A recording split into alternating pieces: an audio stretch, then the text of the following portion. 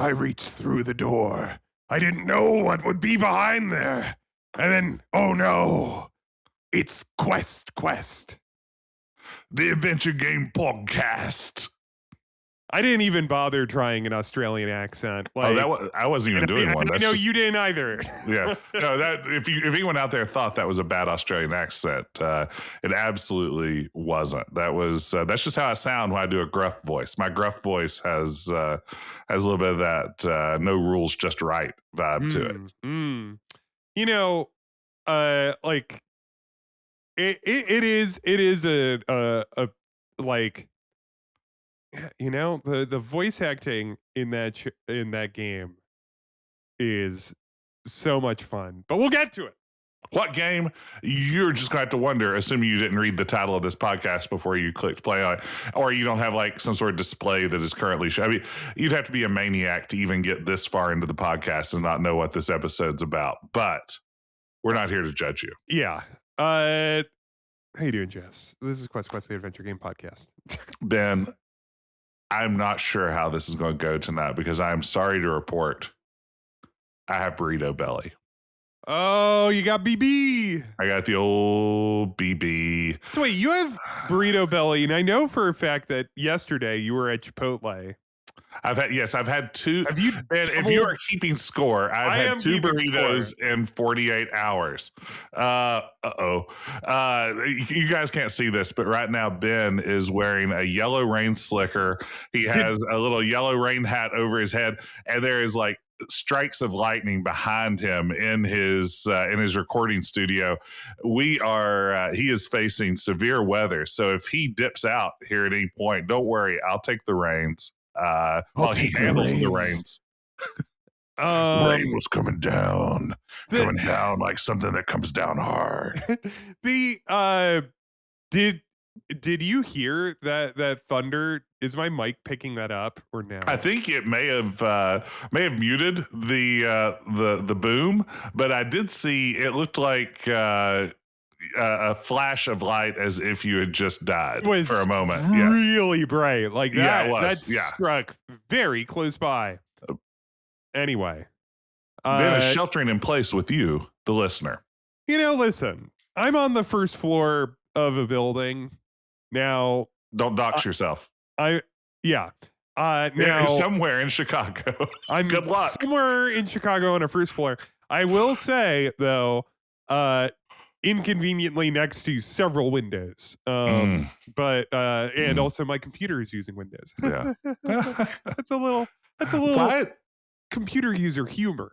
I am curious though, like we record every week and I can see your home behind you. Yeah. Why are all these like kegs of gunpowder behind you tonight? Like, don't you think with all the lightning and everything, that's just like possibly dangerous? You gotta prep, and I've been prepping for the big day. With gunpowder?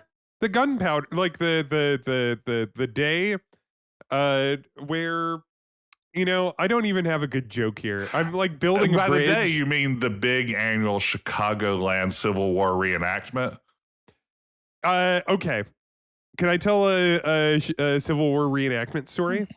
I think you have to now. Have you ever been to a Civil War reenactment, Jess? No, but one of my close friends in college was and still is an active participant in the reenactment scene. So when I was in college, I was in a seminar project where the culminating project of this seminar, there was maybe a dozen, maybe 14 of us, and we were going to make a short film. And so that was like the seminar project, and the like one of the things that we found when we were like kind of location scouting was that there was one of the weekends that we were filming, there was a Civil War reenactment, and they gave us permission to like go there and film around it. Like, now this film had nothing to do with the Civil War or anything, and we were like, this is in the film itself, it was a reenactment, was not was not that we were time Now, travel. did you stage the reenactment? Was this a reenactment of a reenactment? No. Okay. But so we went, like, it was just more like a, this is an interesting, like, this is an interesting thing to point a camera at, so let's just kind of figure out a way to, like, work in that the characters go to a Civil War reenactment because there happens to be one a half hour away. And so the day before we were shooting, we were there and we were kind of like talking to some of the organizers, and they're, like, kind of exactly kind of the kind of guys that you think, like, kind of later middle age, big beard, wearing a full uniform. Mm-hmm. And so, like, they're talking and they're explaining, like, what they do and, like, how this goes and blah blah blah.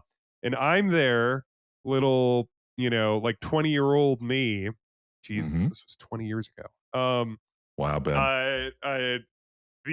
I'm wearing a T-shirt that says, "You have died of dysentery," and then it has a covered wagon, in reference, of course, to the Oregon Trail, the Mm-hmm. the Mm-hmm. well-known game.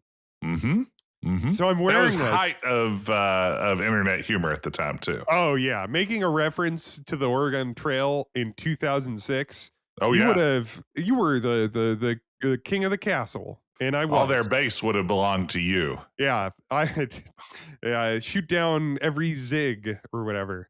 You have no choice but to make your. I don't remember any of this. Take Anyway, your time. yeah, make your time. There it is. But anyway, so this old guy who's explaining like the reenactment to us pauses mid talking about reenactment, looks at my shirt and goes, "A lot of people died of dysentery. What does that shirt mean?"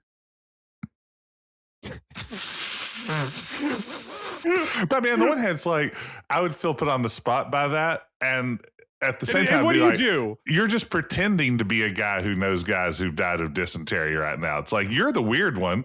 Like you're like LARPing the dysentery lifestyle right now. I'm just wearing a t-shirt. He's like, yeah, like it was just, and so that's my Civil War reenactment story.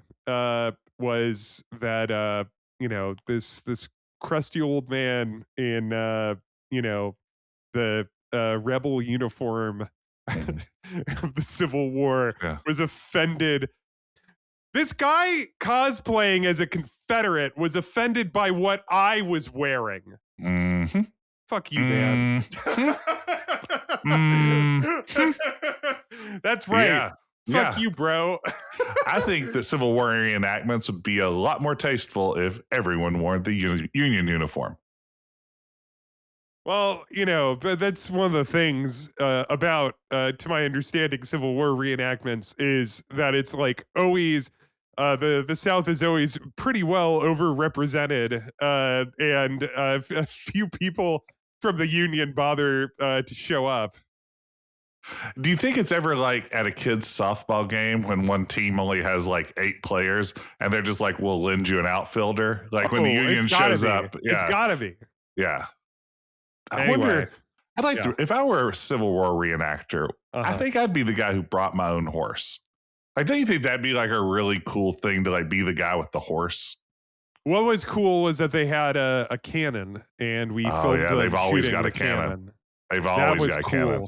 Like getting that on film, or a mini DV tape rather.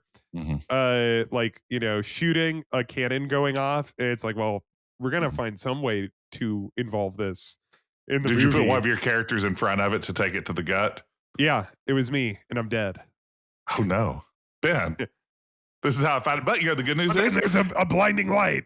If you could just figure out what you did wrong in time, Yeah. maybe you can change this. But yeah. So that's my Civil War reenactment tale. And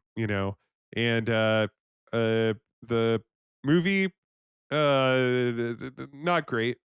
I rewatched it in 2020 with friends of mine because, not a lot going on. And I was just kind of like, hey, I was in this short film in college, and I still have it on DVD. Do you want to? Do you want me to share my screen on Discord and we all watch it together?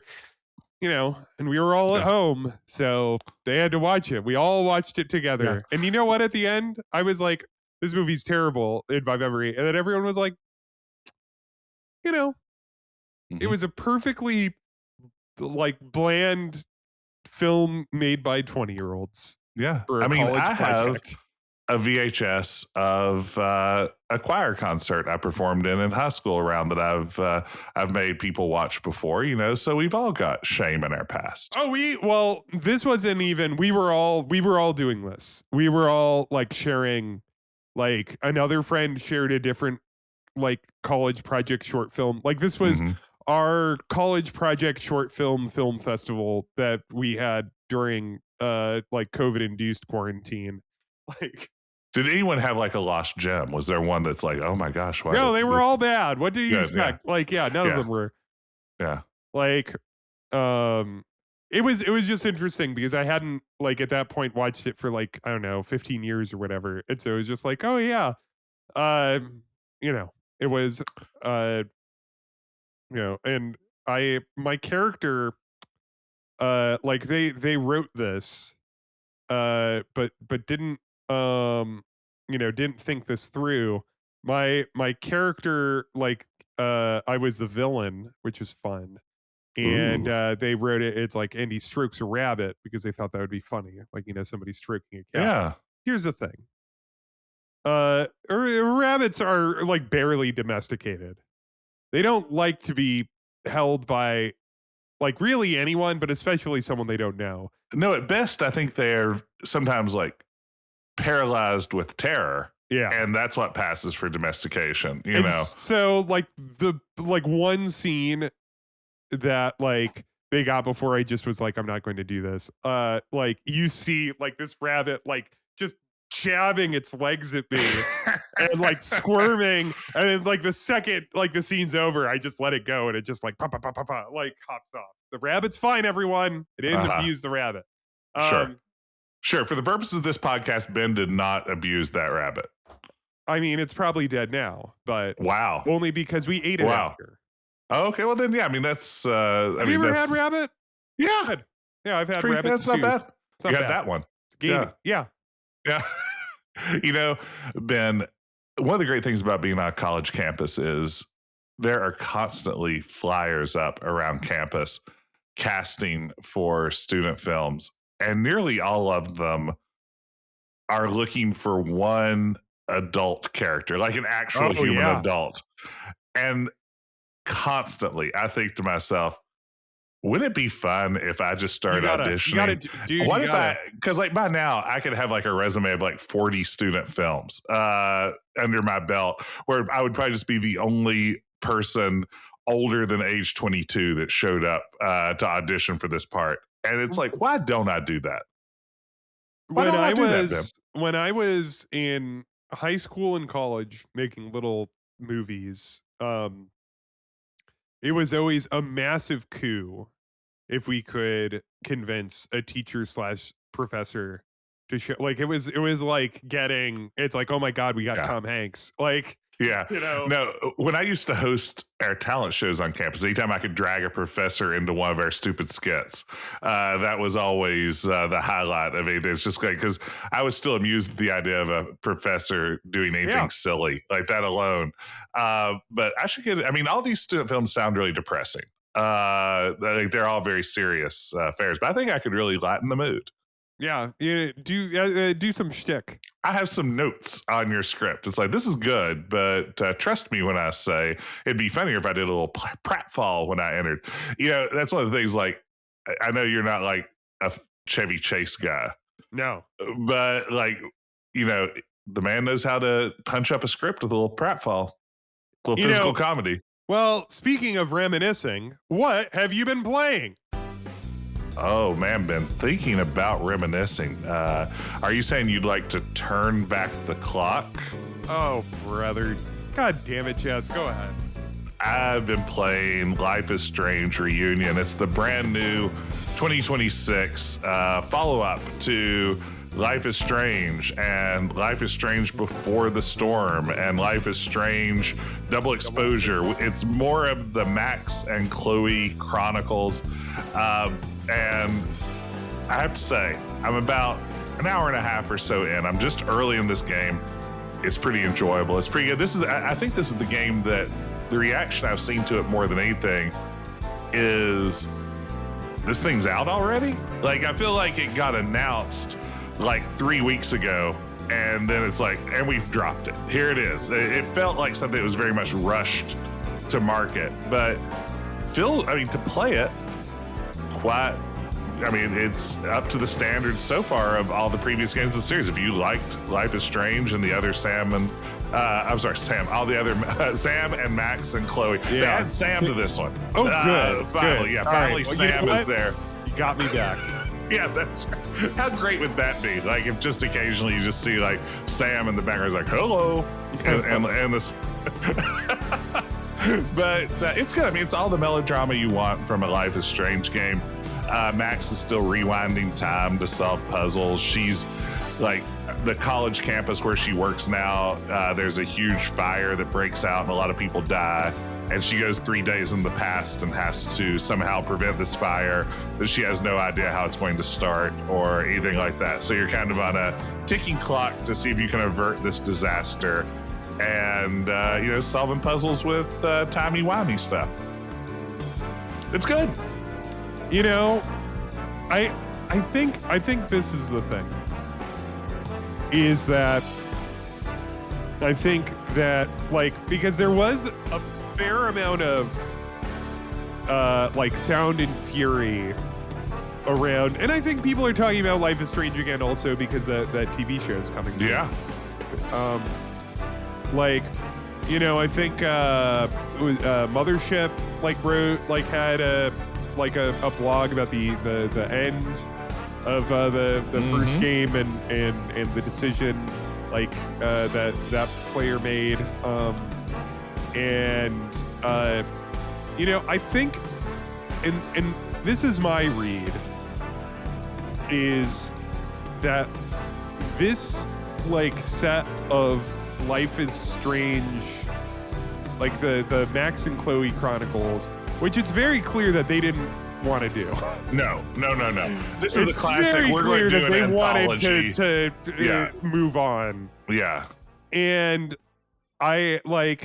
because I can thoroughly place myself in the camp of, I finished Life is Strange and was dusted off my hands and was just like, okay, that's all I need of these two. Yeah.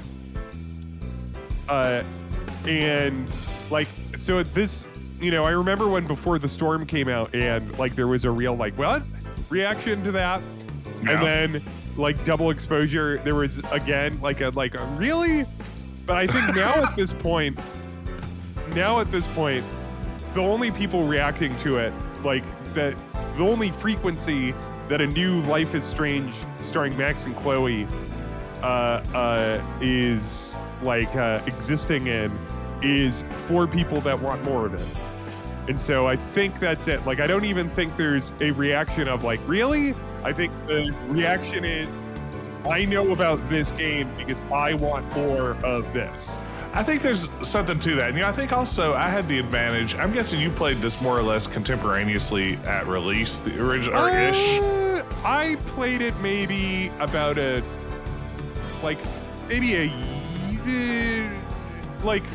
certainly closer to it than you. It was maybe 6 months to a year after it came out.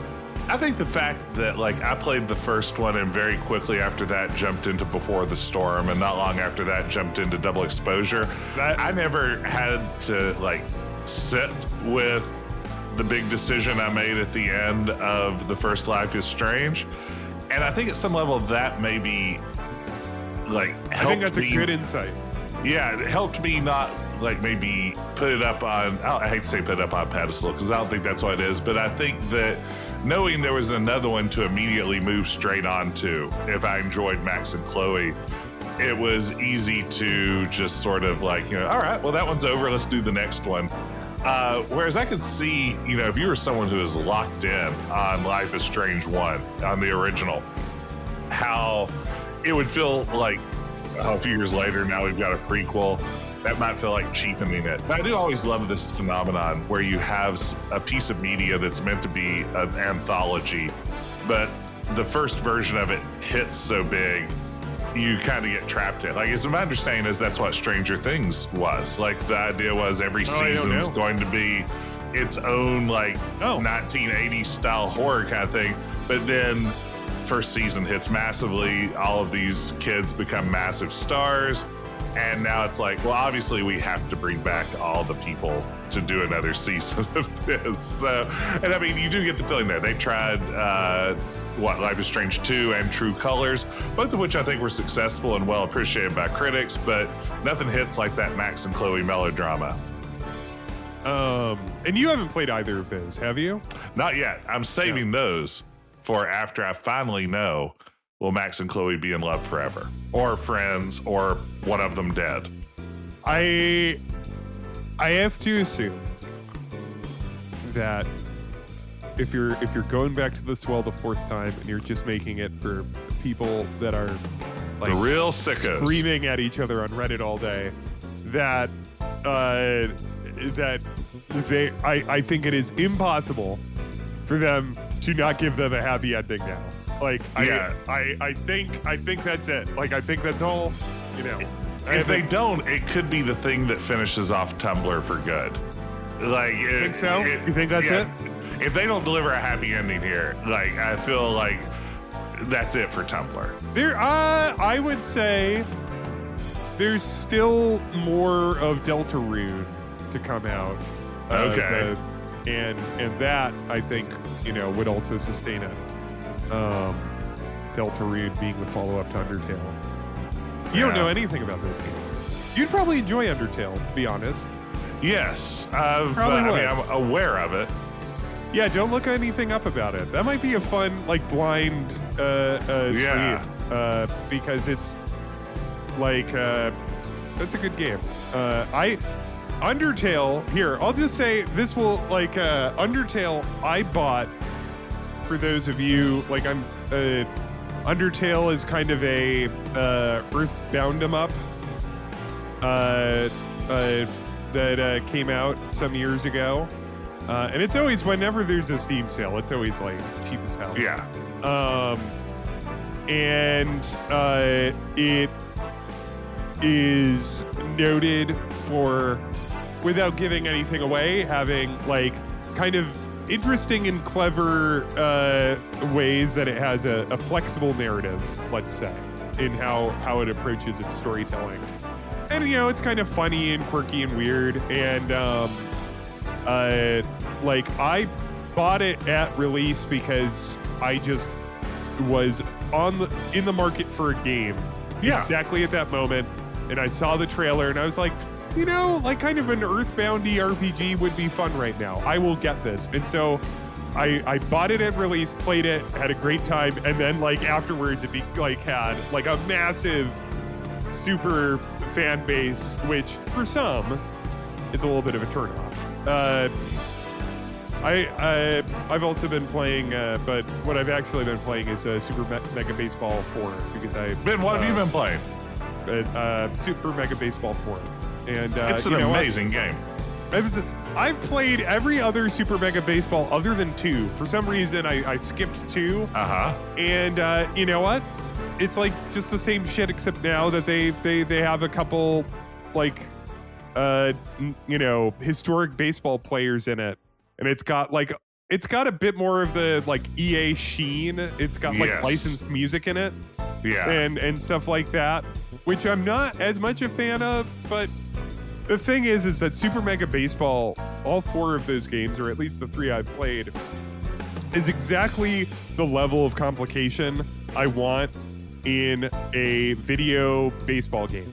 Yes, absolutely. It is striking for me, that perfect balance between simulation and just arcade fun, that I think it's perfect for a baseball game. I think a baseball game that gets any more serious than that quickly becomes a little boring. It's got the right amount of all that. It's just like, because I enjoyed baseball games on the NES.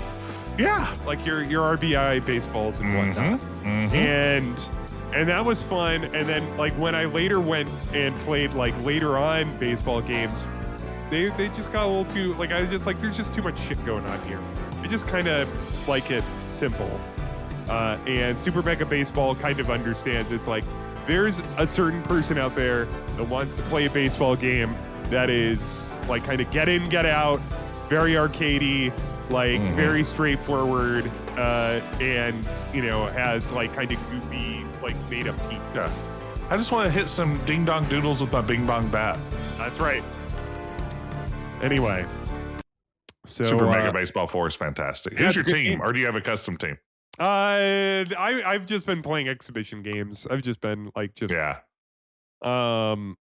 I mean, I have played as the Beewolves. That's generally who I've played as. Beewolves are pretty good. Pretty good. So what are we talking about today? We're talking about the game The Drifter. The Drifter 2025, which has the statute of limitations on this expired. Do I have to keep saying that it's like we got game codes for this, or are people going to beat down our door and be like, you didn't disclose a game code? But yeah, we got game codes for that. All those people that are on our subreddit, on the Quest subreddit, who are constantly watching us like hawks. Slip up. Yeah, they're just ready. They're always like, "Oh, ethics in game podcasting and stuff like that." They're just they're on our asses. We did do the ethical thing, which is Powerhoof was kind enough to extend these Steam codes to us, and then we sat on them for. I played it right away. I know, but we didn't review. We should have played it immediately and then done the episode. And here we are, far too late. Thank you, Powerhoof, because you made an incredible game, and it was a real delight getting to play it. I think this is like I've said this on the podcast. It arrived at exactly the right time because I got the Drifter, and then like a couple days later I had COVID, and so I was like like just stuck in my house for like a week or so. I've got COVID and I'm trapped here in this house. Oh no, I've got COVID now. End of chapter 3. Uh-oh. The and like I found myself with a lot of free time, and it was a pretty mild case. So it was like one of those things where it's like, well, I have energy and I don't feel sick, but I can't be out and about. So I guess I'm just gonna stay inside and play video games. And so I just like head down played like the Drifter like almost straight through, probably like 3 or 4 days. I remember this like a series of messages on our Discord of like, I'm playing the Drifter. Oh man, this game's pretty good. You need to check this out. I'm really far into the Drifter. I'm really digging this thing. Yeah, just like kind of watching it unfold. And I mean, I was mostly just concerned about your COVID. I was really worried about you, but I was glad you were enjoying the game. So the Drifter. So one thing, if you're listening to this and you haven't played the Drifter, I would say like very light. Like, well, we're gonna talk about it, but the thing about the Drifter, and I think a big part of the appeal of the Drifter is that there's a lot of twists and turns and like, oh, you thought this thing, but actually it's this, and oh, who's that, and oh my god, that person's this, and blah blah blah, and like that's a lot of the fun of the game. And so I don't like so we're not going to this is not going to be a like we're not going to spoil things, but if you're the type of person that wants to be like pristine, absolutely pristine, maybe come back after you've played an hour. But we're not going to ruin anything that you wouldn't see in like honestly like either a review or probably even the game description. Like, good chance. Yeah. I mean, and half the fun of this game is discovering its secrets as its protagonist Mick discovers them as well. He serves as not only your playable character but also your narrator. And getting too far ahead of that would spoil a lot of the fun of this game because he is casting about this story as drifting confused about. as if you would as confused as we might be. So that part of it, we won't get too much more spoilery than like the average trailer for this game might get. The so here's how it ends. Yeah. No. The so the drifter begins. You are, as said, you're Mick Carter. You start the game like on a boxcar, like riding the rails. Yeah, riding the rails. You're headed back to a city that you ran away from for reasons unknown. To go to your mother's funeral. And like immediately, and this is again the joy of the game, immediately things turn sideways and you get involved in like a terrifying conspiracy, and there's murders and monsters and ghosts and like disappearing people and and multiple different unreliable groups are after you with not entirely clear motivations. And and it's an interesting combination because it has these, like, on the one hand, it's very much a thriller. It has these supernatural and sci-fi elements that are woven throughout it, but then like the emotional context of Mick's story and how he finds himself in these events and sort of his lived experience is very grounded in a definite reality, which I think is a fun juxtaposition. You have this very real story of a man dealing with a lot of trauma and a lot of pain and the loss of family and things like that. And then you layer onto it these elements of the supernatural, these elements of science fiction, these elements of vast conspiracy and everything else. And it creates a fun tension that in a genre that I think sometimes can struggle a bit with pacing. It's hard to do a thriller in the form of a point and click adventure game. And I think this one does a good job of keeping that tension high enough that it feels like it's propelling you forward, even in some of its slower moments. So, this is interesting. I was talking about it with our friend Grayson, who just finished the game, and we were talking about so on the Steam description, it says, quote, an engrossing roller coaster of a story drawing on King, Crichton, and Carpenter with a dash of 70s Aussie grindhouse.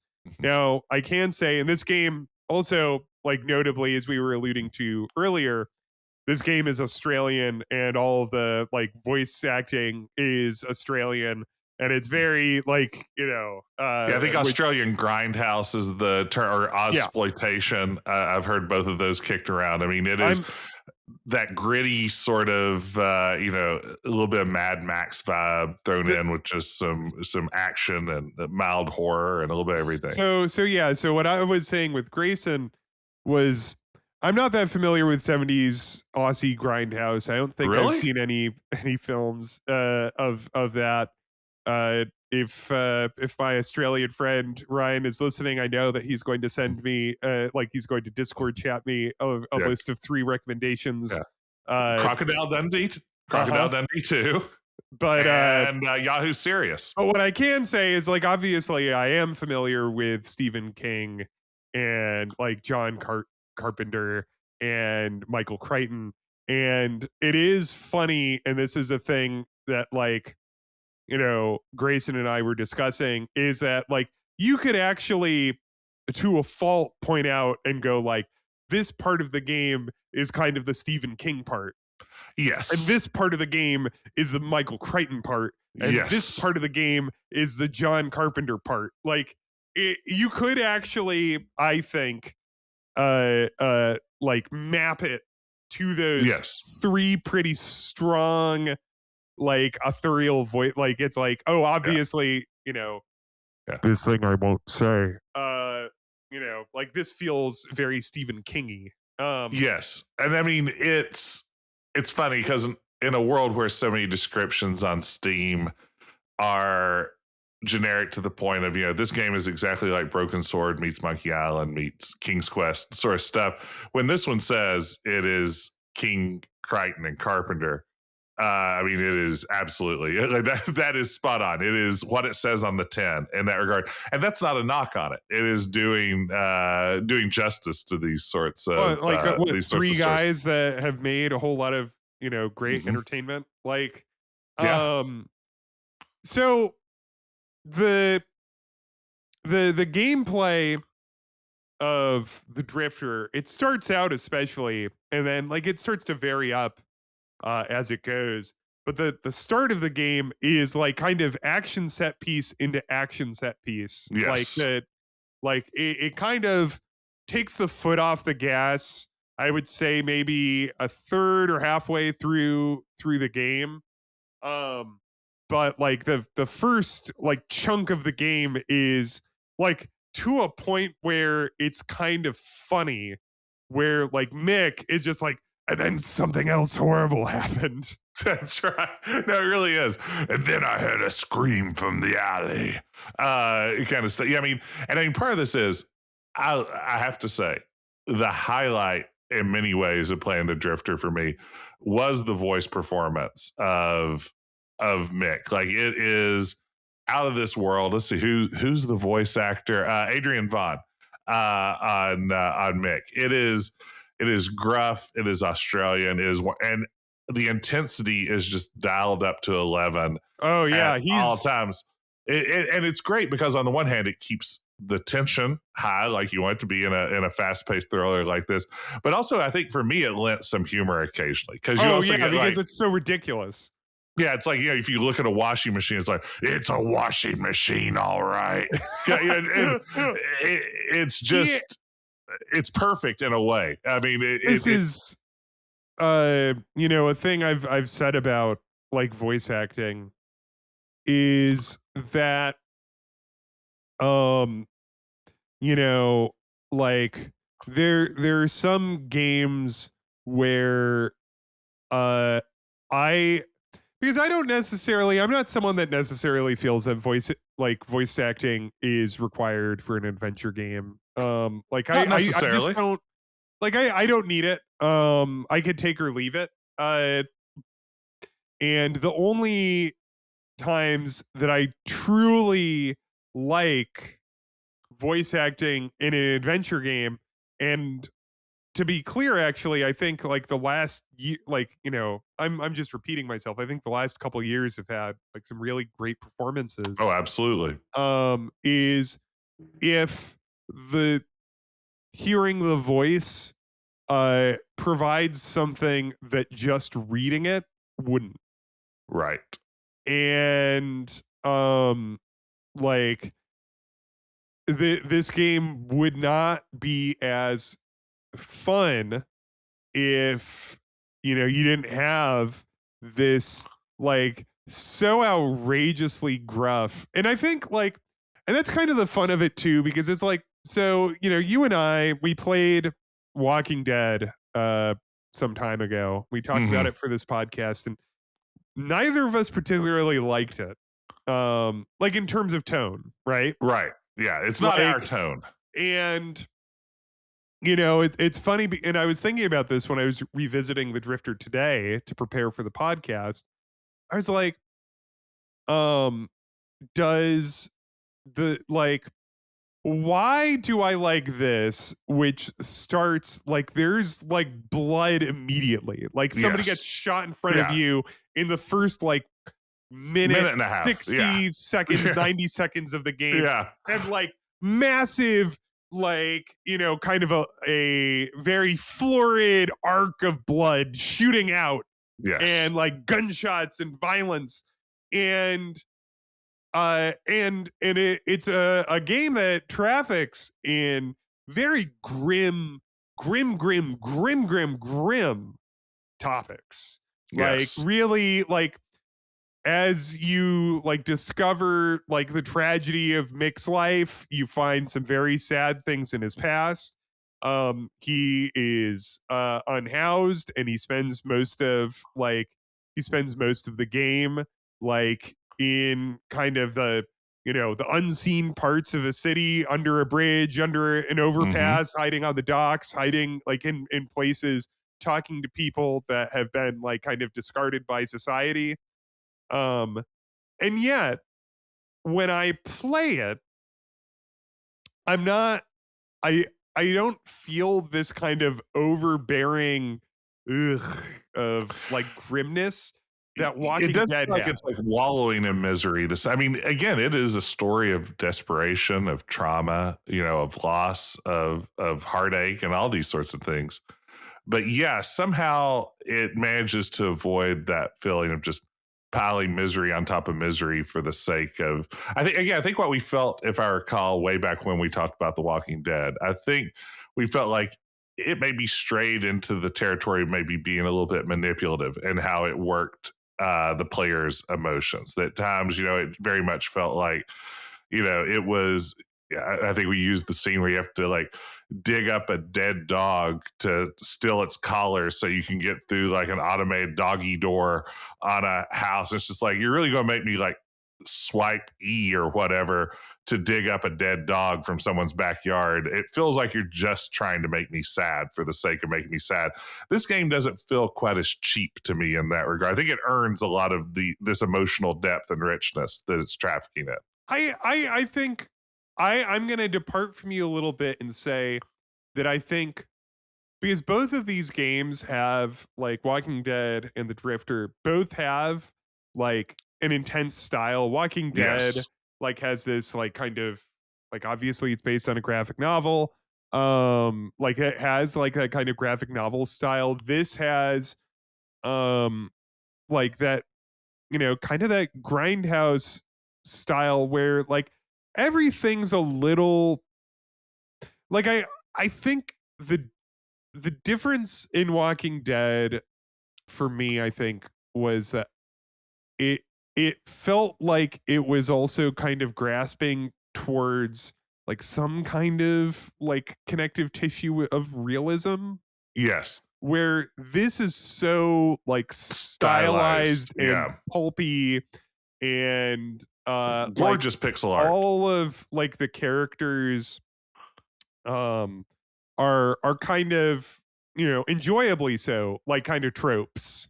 Mm-hmm. Like, all of the like the villains and the good guys, and like, like the the cub reporter character, and like who's really she'll do anything for a story, and like, all of Yeah. this, and like all of the characters are very, and like of that kind of style, and everything is so stylized that like, and also like as unhappy as Mick is, um I don't like the I don't feel like miserable hanging out with him, He seems you less know? hopeless than maybe what we see elsewhere. And I mean, it it really is a testament to the game. You mentioned at some level you have like, you have this great cast of characters, some of whom are kind of, stock archetypes and things like that. Something that really leapt out to me, I mentioned it had what I think are really gorgeous pixel art graphics. I mean, it is as good of a looking pixel game as you're likely to find. From the very opening, when you first see this train, like round the bend at high speed, and you join Mick on that train car for the first time. It is striking and how beautiful it is. But something about the characters that really leapt at me. I think this is the first time I've ever stopped to appreciate this in a game. Is something that has in common with a lot of LucasArts later titles. The characters all seem to have body language in a way that Mm. they aren't all just like standing straight up, like hitting their mark kind of Yeah. figures. There's, and it tells a lot about their characters. I feel like, again, you see that in games like Day of the Tentacle. You see that in games like Sam and Max. And it's missing from, some of maybe LucasArts' earlier games. It's missing from some of Sierra's games throughout its history. And here, I think it goes a long way. I mean, every character has their own body language that supports the stories the game's telling with them. It's really thoughtfully done. I think that the visuals really support this storytelling here. It's a, I think there isn't really a like it. I can't think of a flaw aesthetically. Like both the visuals, I really love how the game like the person who's the artist for this game, how they drew, like how they draw light, because the game primarily takes place at night, so which is night is the ideal time to set an adventure game. Yeah, A lot of moody. great adventure games or parts of adventure games are at night. I All think the best it parts just of looks. Larry are at night That's right. But I think like in night, like bed very good. for Pixelated. sex. Oh, now I'm picking it up. But like, I think night looks really interesting in pixels. Yes.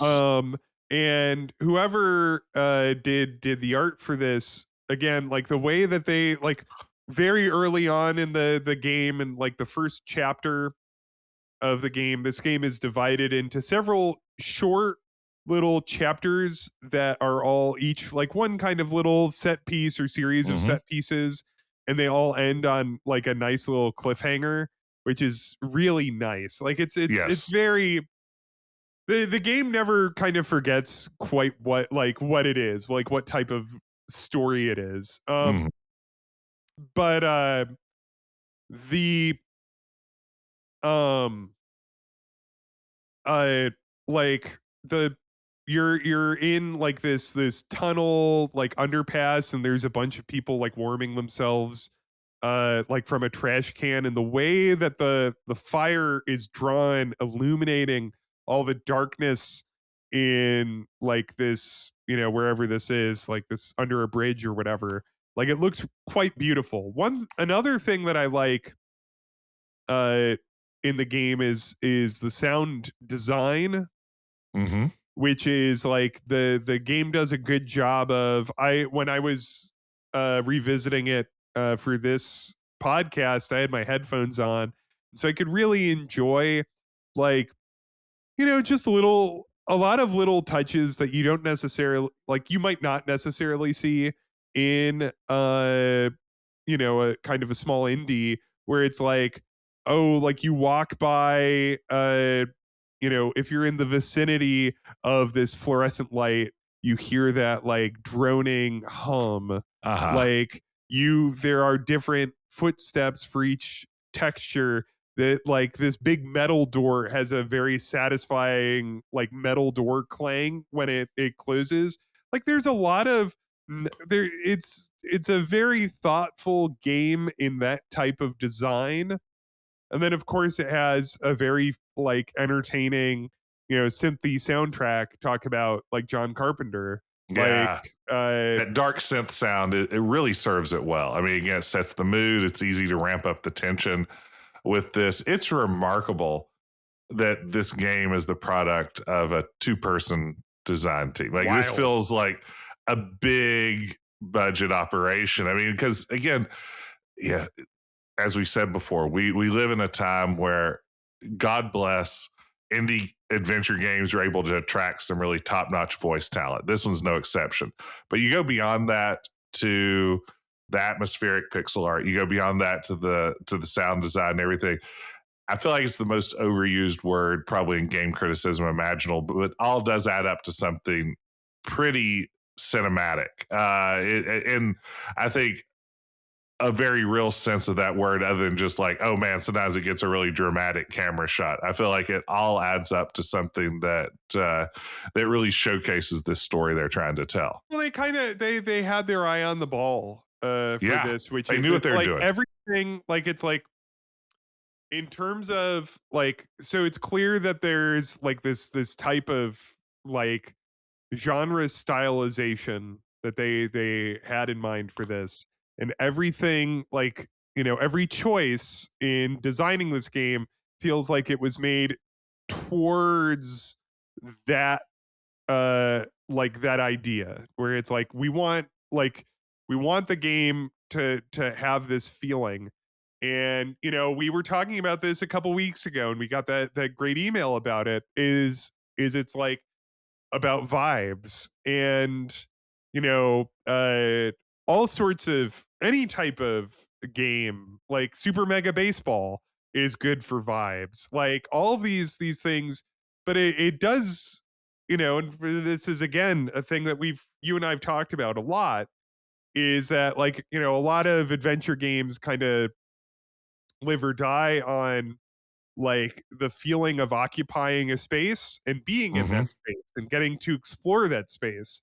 And you know, having such a single minded like view towards, it's like, this is, you know, like, because we're doing this grindhouse pastiche, the door has to sound this, like, you know, like has to sound like this when it shuts.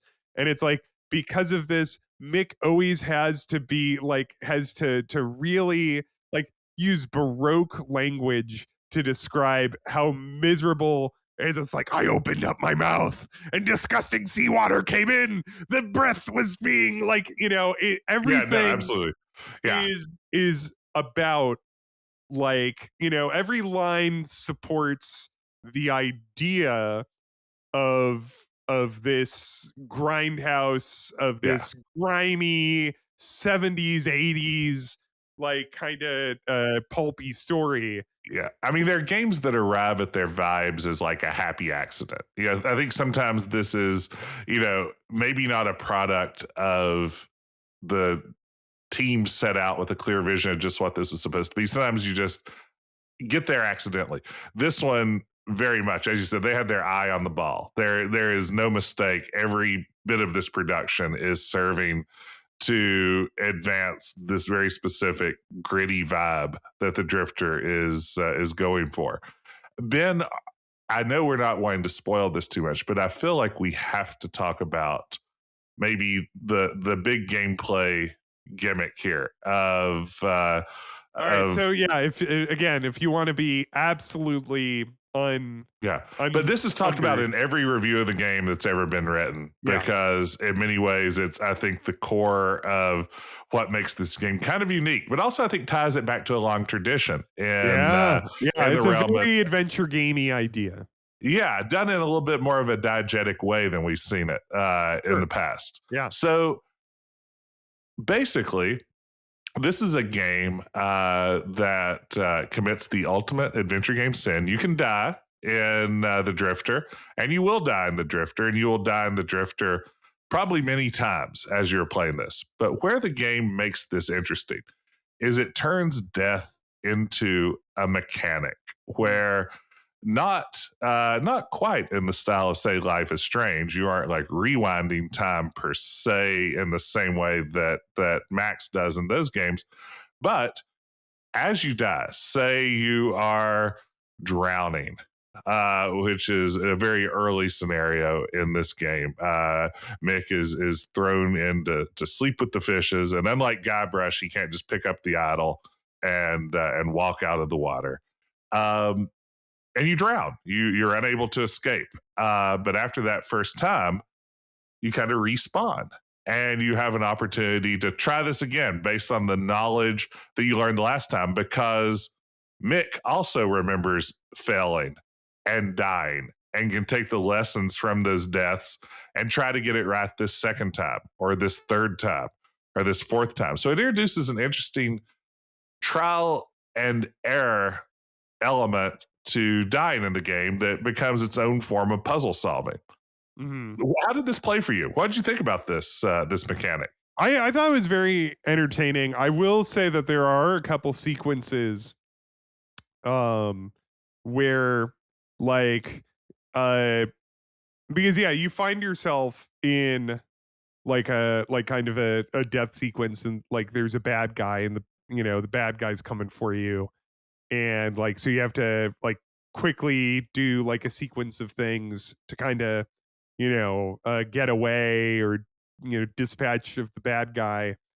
And the uh like there were I did like I generally like this, but there are like one or two sequences where I was just like, okay, so wait, all right, now I have to click here on this thing, then I gotta click here Yeah. on this thing, then I gotta do this, and then I gotta do this, and damn it, I died again. What's the one thing in this sequence I Yes. forgot? And so it's like most of the time it was good, and the game kind of the the game is designed to be, this is not a game that wants to keep you in place for long. So the No, game absolutely will not. start to push you, and like a character Yeah. or Mick, if he's alone, will just go like, maybe I should try this. Like, Why don't you try clicking on the tarp? but No, but no, it's there's like one or interesting. two that I got like a little bumped by. And, I thought about like games that trial and error is such an important part of it. A lot of times when we talk about this in the adventure genre, it's as a point of frustration. Like I just finished playing The Dagger of Amun-Ra, Laura Bow 2. Mm-hmm. And for a lot of you who've played that game, the final act is this chase sequence through the Lion Decker Museum. And Laura Bow, the protagonist of that game, has to escape an evil killer. And it's a series of, I run into this room and I bolt the door, and then I hide behind this sarcophagus. And then once the person comes out, I step out of the sarcophagus, but then I gotta go in here and open this window as a distract. It's a series of puzzles that you almost have to figure out through trial and error. You're going to get caught, you're going to get killed, you're going to restore your game, but it's all handled outside of the context of the game itself. It's all just a restore, oftentimes with very little in the way of a hint of how to go. And of course, Laura Bow doesn't come back saying, oh, last time I ran into the wrong room and that's why I got murdered. This time I'll do it differently. Yeah. I think about that. I think about, we talked about this, a game that came to mind. A few of the dialogue trees in Under a Killing Moon we talked about, where there was like a very specific series of dialogue choices you had to make through on a few of the conversations in that game to avoid instant death. And it wasn't always clear from your options which one to pick. Or even something like complicated QTE events in something like a Telltale game. By the time those games got further along, those QTE events got much easier. But usually that's a source of frustration. When we talk about that in games like, I kind of hate having to learn by trial and error. And this game really puts it at the centerpiece of a lot of these death scenes, where it becomes, the way that you learn how to pass this puzzle, but also it's a part of this larger mystery that Mick is caught up in the middle of. Yeah. And like, and those like, it's fun. How are you just playing this on like point and click? Yes, and that's something I wanted to talk about. Oh, You played it on the deck, right? Originally, I played this entirely on the deck, both like on on the deck, then also like a docked deck, a docked deck up on the screen. And so one of the kind of innovative things about the game is that it has this very probably one of the better gamepad friendly control schemes, where the funny thing is that and I didn't revisit it for when I revisited it today, so I might be a smidge off. But what's funny is, so you're walking around as Mick, and you control Mick with like your normal like left thumbstick, and then the right thumbstick is like kind of hotspots, and you see like what the like it will give you the text, which is written kind of similar to Return to Monkey Island, Something we where love. one of the I think one of the best things that Return to Monkey Island does is like when it describes like when you mouse over something or like cursor over something, it will say like give you a bit of flavor text in the voice of Guybrush. Yes. And this is the same, like where it will provide mix thought on the item or the hotspot. And so yeah, the right thumbstick kind of scans for nearby hotspots. And it's kind of like if they made a good Grim Fandango. I thought this too. Like, man. What if Grim Fandango's control scheme was actually like 2 drafts away from being really great? What if we remastered Grim Fandango one more time? Here's the funny thing. Let's take a swerve here. And I might have when I watched you play Grim Fandango for the first time on your stream, and you were playing the remaster, and of course you're playing the remaster, which has like, point and click. It gets rid of the tank controls. I played Grim Fandango in 99 when it came out. Like I bought it at release, and so I played and completed Grim Fandango at the time. Tank controls, not a problem. What was interesting to me watching you play the remaster, where tank controls are not even the default, you have to turn them on. Like otherwise it has either, if you're using a gamepad, like kind of normal non-tank controls, or you can point and click. But a thing I noticed watching you is that you missed a bunch of like, you'd be walking around, you're like, where is this thing I'm supposed to go to, where is this thing, like you would just be wandering around. And I was like, I didn't have any problem finding that because I was running around using the tank control, in which case, like, I'm just kind of running Manny alongside the edge of every screen, and his head is just swerving around. Yeah, the head tilt of that game is where, it all makes sense. And outside tank controls, you lose some of that. Well, no, if you don't have the tank controls, you lose. You lose. In Grim, for those of you, if you haven't played with the tank controls, is like you tank control, which is to say, tank controls are that left and right rotates you, and pushing up moves you in whatever direction you're facing. Hey Ben, thanks for describing that to our listeners. Of course. But well, they might not have played. What was the Atari? Just Combat, I guess. Combat, I have that cartridge in my office. It was one of the first games I ever owned. A good game. It's a pretty good game. But like, without running Manny around and having him swerve his head around, you actually like the remaster kind of obscures hotspots that you would have easily found, or even actually entire rooms, because it's like, again, like Manny is just kind of like running. If you're just running forward, you're just going to run him into the wall and then just kind of have him glide alongside the side of the wall until he goes to the next screen. I'm just sitting there. You're like, where is this thing? Where am I supposed to go? And I'm like, it's just screen over. Just go to a screen over. Now, also in Grim Fandango's defense, I'm pretty bad at adventure games. So some of that was me. Yeah, I mean, but it does. I was thinking this as I read reviews and watched some gameplay footage of how this works with the stick, because I played it with just mouse, and it works beautifully at the mouse. It's a great point and click. But I was thinking the whole time, it's like, oh man, this would really solve the Grim Fandango problem. I think you get the best of both worlds, like Hannah Montana. It's interesting because it's like they're like, there a lot of games now will be released on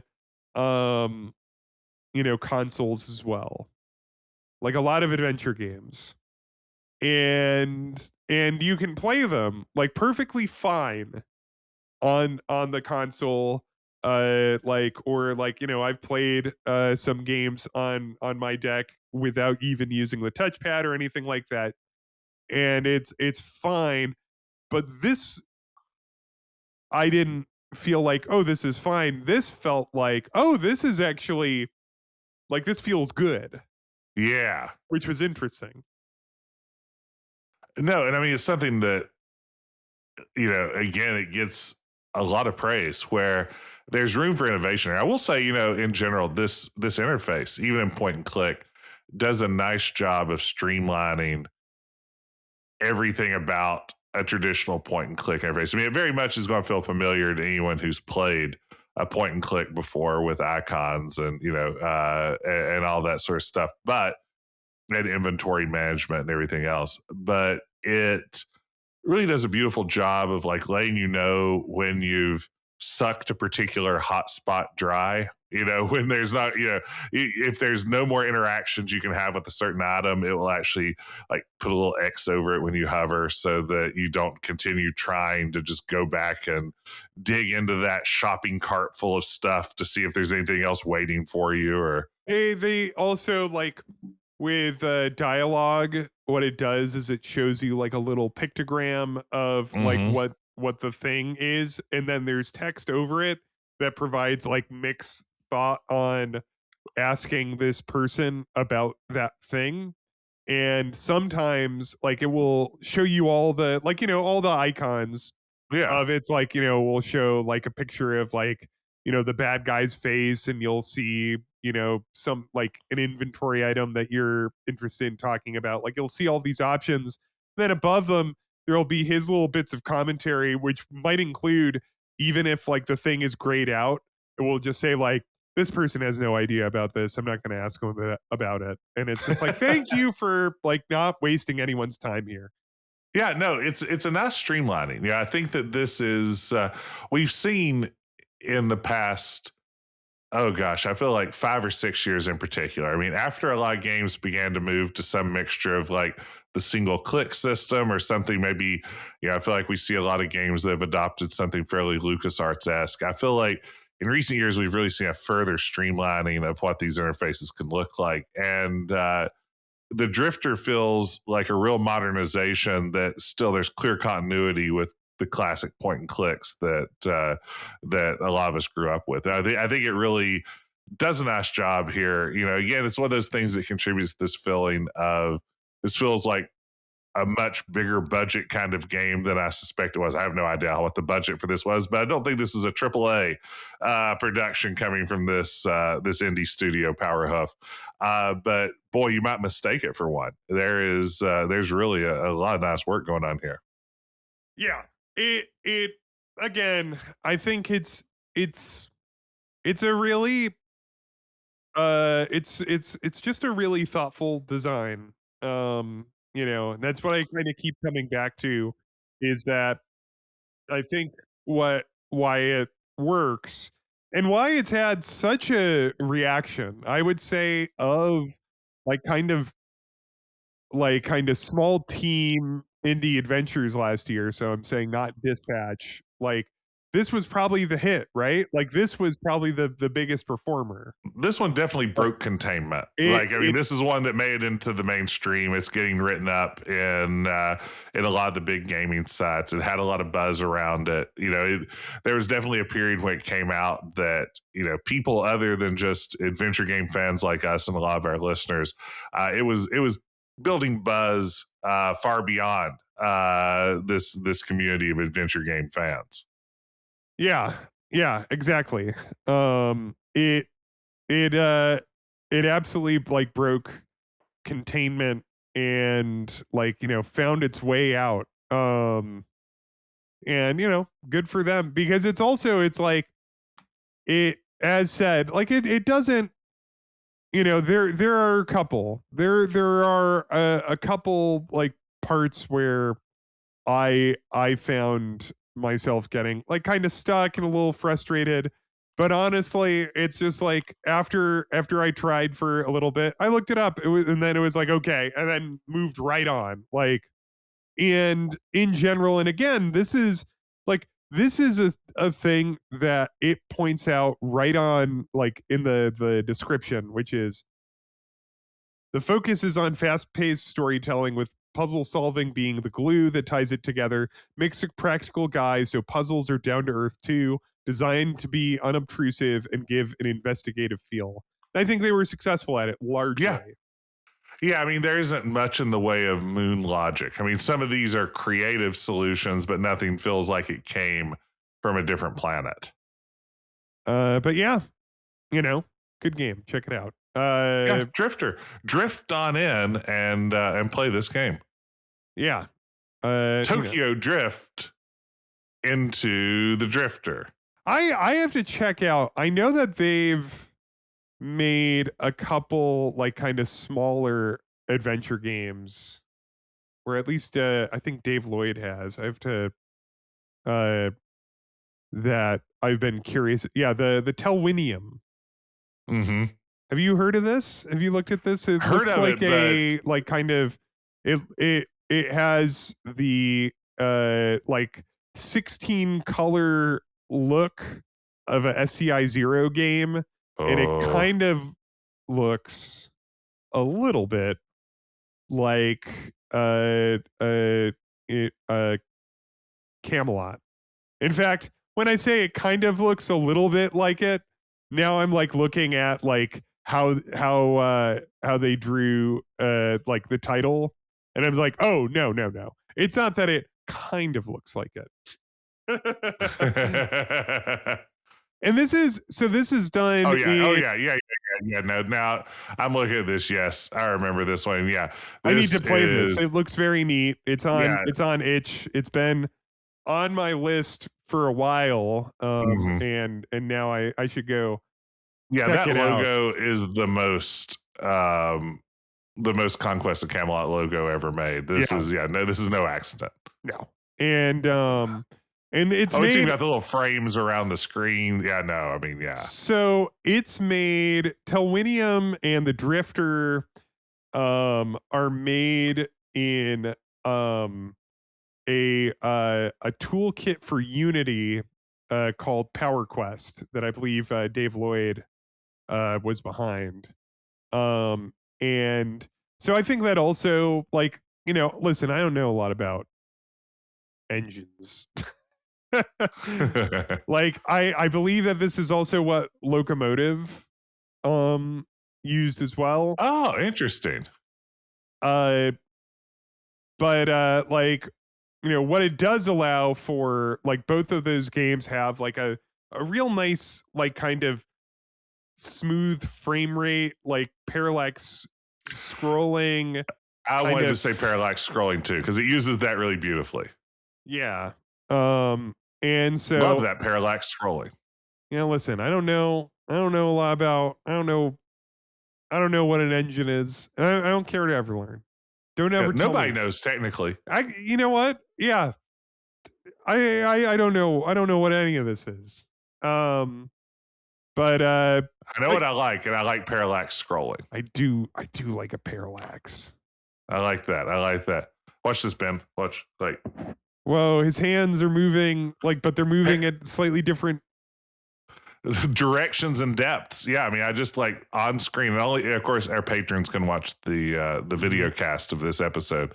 But I mean, we love that parallax. I mean, it does some neat stuff with that. It does one of my favorite tricks, which is the wavy pixels. Every now and then, I like a wavy pixel. A nice looking pixel art, but all of a sudden it kind of waves it at you a little bit to give it that trippy feel. This does a lot of. I mean, it is every bit the modern pixel art style of game. And again, as Ben said earlier, the color palette to give it this gritty nighttime vibe, where everything's a little grimy. That's spot on. And then all the parallax scrolling.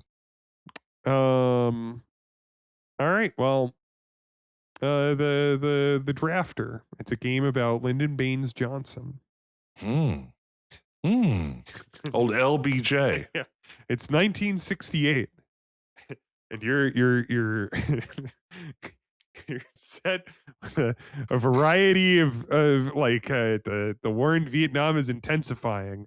It's up to you to save the world from communism. So you are the drafter.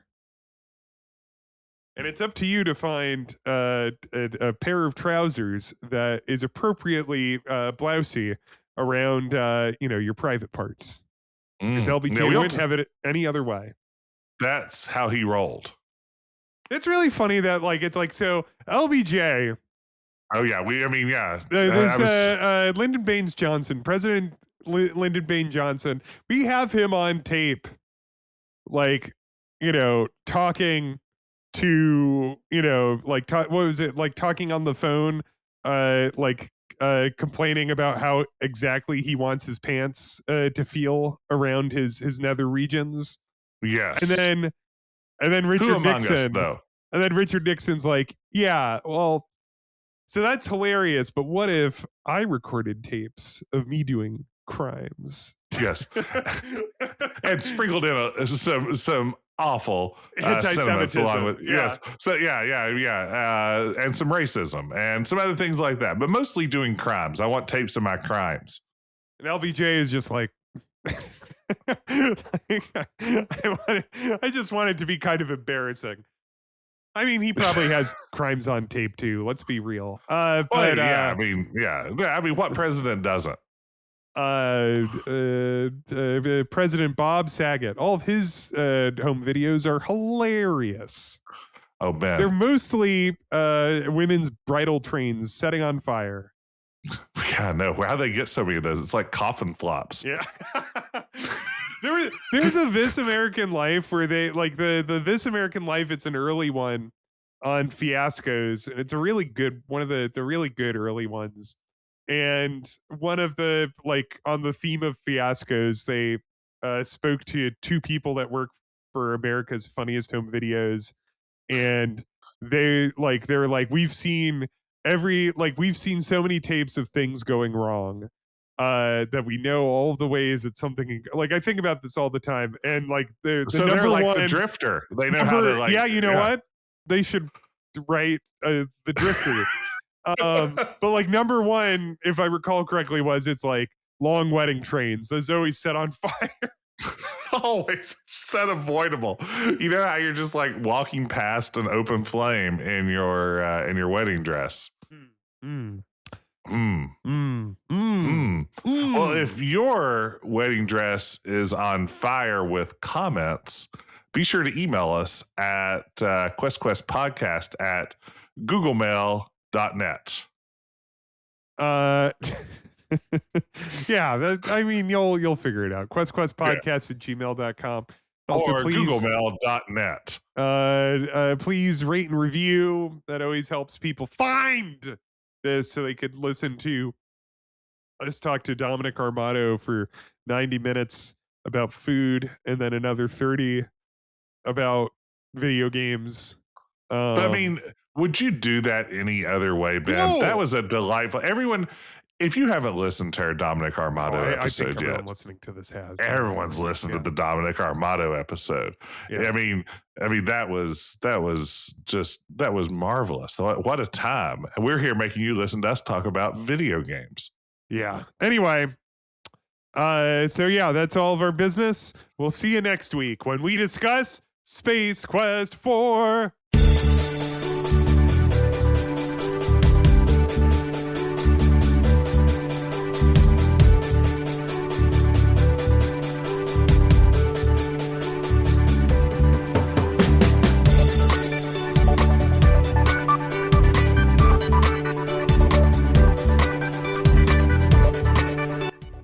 All right, so Jess, here's a question. Which of the bargain bin games would have you actually have played? Of the games there, which one would you, if you're going through the bargain bin, you have $15, which one would you pick up? I think Sim. I like in the Space Quest software excessive or whatever bargain bin. I mean, there's good stuff in there. I'm tempted to say Boom, but Boom is where I would have gone. Okay, Boom's where you have gone. Yeah. But Sim, I like that level of meta, and you know what I always say: you can't go wrong with right.